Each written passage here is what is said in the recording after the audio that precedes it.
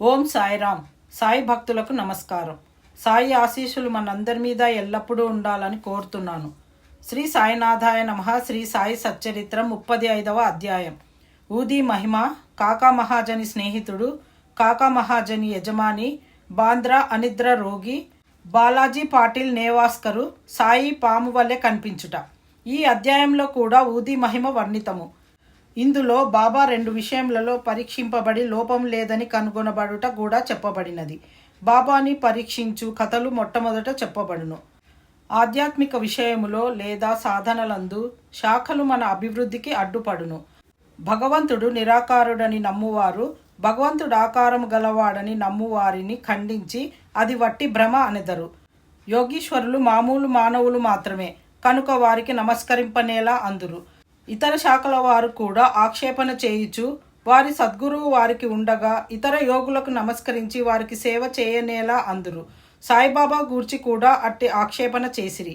షిరిడీకి వెళ్ళిన కొందరిని బాబా దక్షిణ అడిగెను. యోగులు ఈ ప్రకారంగా ధనము ప్రోగు చేయుట శ్రేయస్కరమా? వారిట్లు ధనము జాగ్రత్త చేసినచో వారి యోగి గుణం లెక్కడా అని విమర్శించిరి. అనేక మంది బాబాను వెక్కిరించుటకు షిరిడీకి వెళ్ళి తుదకు వారిని ప్రార్థించుట కచటనే నిలిచిపోయిరి. అటువంటి 2 ఉదాహరణలు ఇదిగో ఇచ్చుచున్నాము. కాకా మహాజని స్నేహితుడు. కాకా మహాజని స్నేహితుడు నిరాకారుడకు భగవంతుని ఆరాధించువాడు. విగ్రహారాధనంన కాతడు విముఖుడు. అతడు ఊరకనే వింతలేమైనా తెలుసుకొనుటకు షిరిడీకి పోవ అంగీకరించెను. కాని బాబాకు నమస్కరించననియు వారికి దక్షిణ ఇవ్వననియు చెప్పెను. కాకా ఈ షరతులకు ఒప్పుకొనెను. ఇద్దరును శనివారం నాడు రాత్రి బొంబాయి విడిచి ఆ మరుసటి దినము షిరిడీకి చేరిరి. వారు మసీదు మెట్లను ఎక్కగానే కొంచెం దూరంలోనున్న బాబా మహాజని స్నేహితుని మంచి మాటలతో ఆహ్వానించెను. ఆ కంఠధ్వని మిక్కిలి చిత్రంగా నుండెను.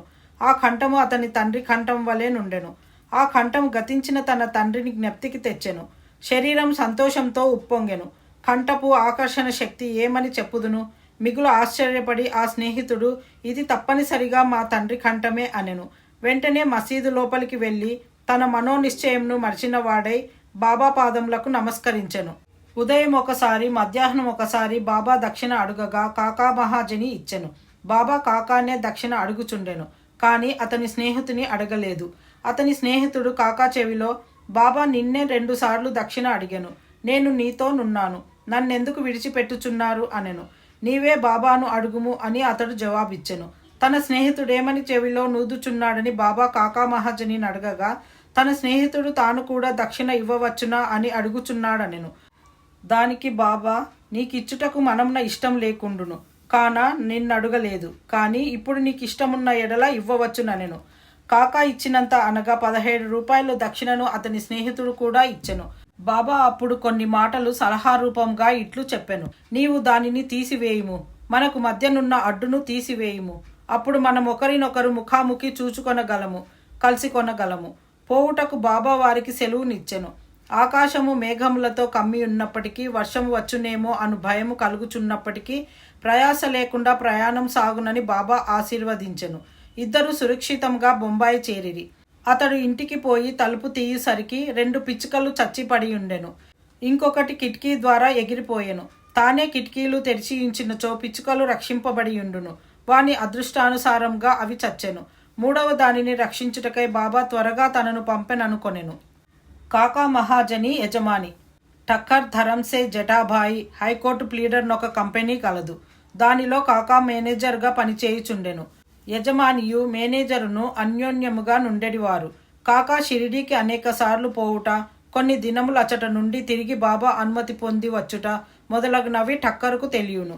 కుతూహలం కోసము బాబాను పరీక్షించు ఆసక్తితో టక్కర్ కాకాతో హోలీ సెలవులలో షిరిడీకి పోవ నిశ్చయించుకొనెను. కాకా ఎప్పుడు తిరిగి వచ్చునో అనున్నది నిశ్చయంగా తెలియదు కనుక టక్కర్ ఇంకొకరిని వెంట తీసుకొని వెళ్ళెను. ముగ్గురు కలిసి బయలుదేరిరి. బాబాకి ఇచ్చుటకై కాకా 2 సేర్ల ఎండు ద్రాక్ష పండ్లు గింజలతోనున్నవి దారిలో కొనెను. వారు షిరిడీకి సరి అయిన వేళకు చేరి బాబా దర్శనంనకై మసీదుకు పోయిరి. అప్పుడు అక్కడ బాబా సాహెబ్ తర్కడుండెను.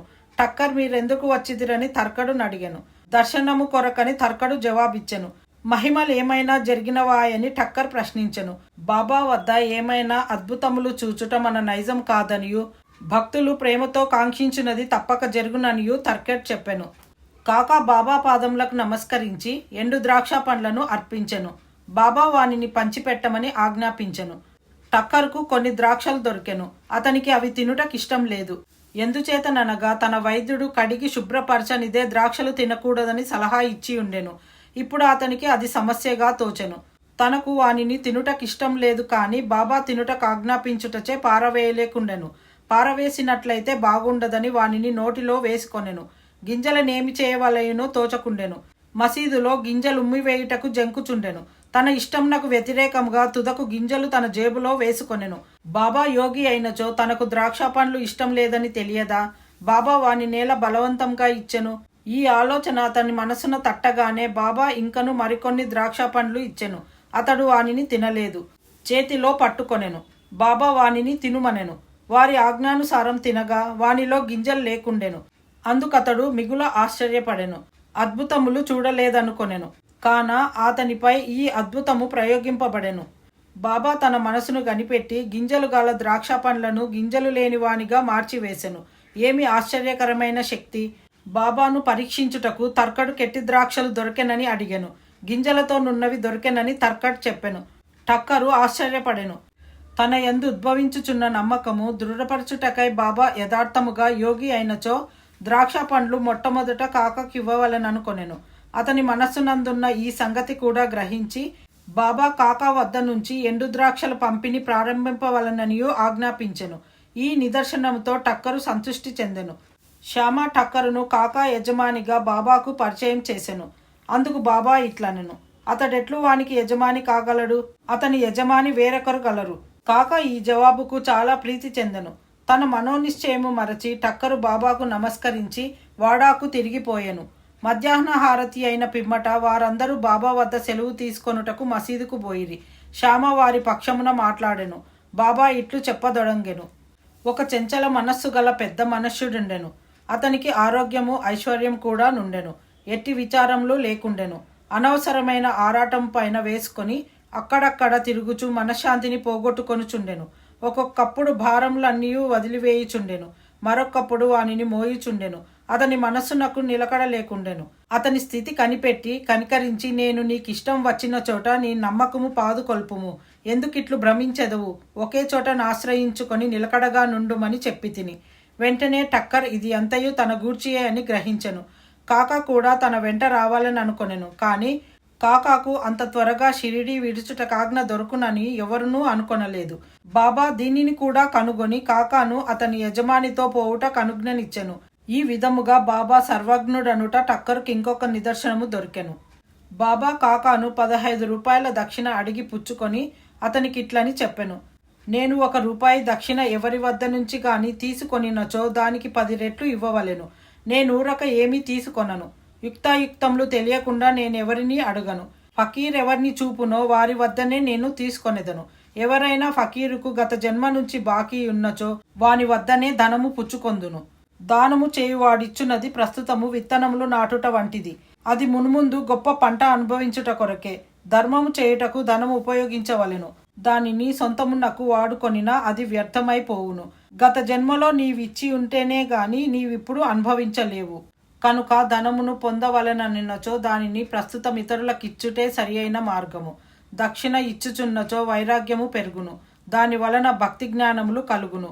1 రూపాయినిచ్చి 10 రూపాయలు పొందవచ్చును. ఈ మాటలు విని టక్కరు తన నిశ్చయంను మరచి 15 రూపాయలు బాబా చేతిలో పెట్టెను. షిరిడీకి వచ్చుట మేలైనదనుకొనెను. ఏలన అతని సంశయములన్నీ తొలగెను.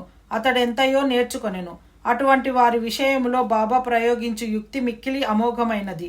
అన్నీ బాబాయే చేయుచున్నను దేని అంత అభిమానం ఉంచలేదు. ఎవరైనను నమస్కరించినను నమస్కరించకపోయినను దక్షిణ ఇచ్చినను ఇయ్యకున్నను తనకందరూ సమానమే. బాబా ఎవరినీ అవమానించలేదు. తనను పూజించినందుకు బాబా గర్వించడివారు కాదు. తనను పూజించలేదని విచారించేవారు కాదు. వారు ద్వంద్వాతీతులు. బాంద్రా అనిద్ర రోగి. బాంద్రా నివాసి కాయస్థ ప్రభు కులంనకు చెందిన ఒక పెద్ద మనుష్యుడు చాలా కాలము నిద్ర పట్టక బాధపడుచుండెడివాడు. నిద్రించుటకై నడుము వాల్చగనే గతించిన తన తండ్రి స్వప్నంలో కనిపించి తీవ్రముగా తిట్టుచుండెడివాడు. ఇది అతని నిద్రను భంగపరిచి రాత్రి అంత స్థిరునిగా చేయుచుండెను. ప్రతిరోజు ఇట్లు జరిగి ఏమి చేయుటకు తోచకుండెను. ఒకనాడతడు బాబా భక్తునితో ఈ విషయము మాట్లాడెను. బాబా ఊదియే దీనిని తప్పనిసరిగా బాగు చేయునని అతడు సలహా ఇచ్చెను.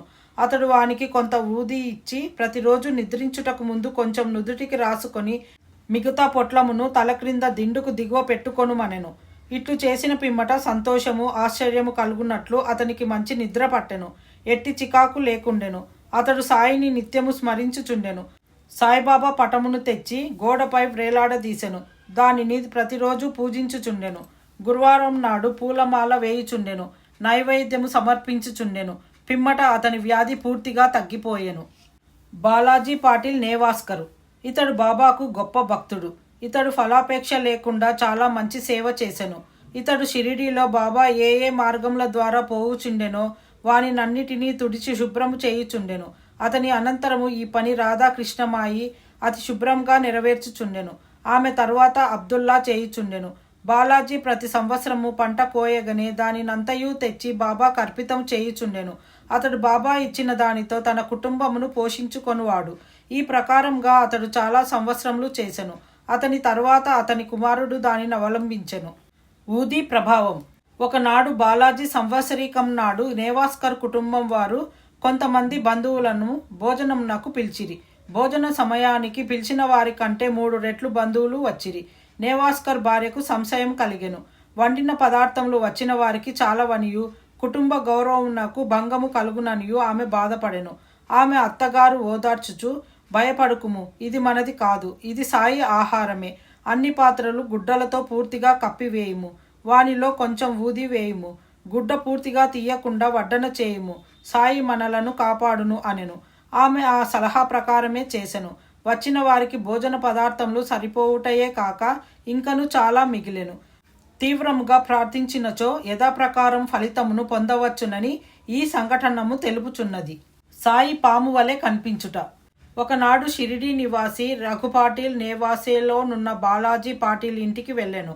ఆనాడు సాయంకాలం ఒక పాము ఆవుల కొట్టంలోనికి బుసకొట్టుచూ దూరెను. అందులోని పశువులన్నీ భయపడి కదలజొచ్చెను. ఇంటిలోని వారందరూ భయపడిరి. కానీ బాలాజీ శ్రీ సాయియే ఆ రూపమున వచ్చెనని భావించెను. ఏమీయూ భయపడక గిన్నెతో పాలు తెచ్చి సర్పం ముందు పెట్టి ఇట్లనెను. బాబా, ఎందుకు బుసకొట్టుచున్నావు? ఎందులకి అలజడి? మమ్ము భయపెట్టదలచితివా? ఈ గిన్నెడు పాలను తీసుకొని నెమ్మదిగా త్రాగుము. ఇట్లనుచూ అతడు దాని దగ్గర నిర్భయంగా కూర్చుండెను. ఇంటిలోని తక్కిన వారు భయపడిరి. వారికి ఏమి చేయుటకు తోచకుండెను. కొద్దిసేపటిలో సర్పము తనంతట తానే మాయమైపోయెను.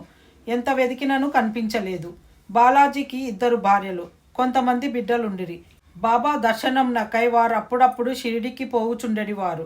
బాబా వారి కొరకు చీరలు బట్టలు కొని ఆశీర్వచనములతో ఇచ్చుచుండెడివారు. 35వ అధ్యాయం సంపూర్ణం. సద్గురు శ్రీ సాయినాథార్పణమస్తు. శుభం భవతు. ఓం సాయిరామ్.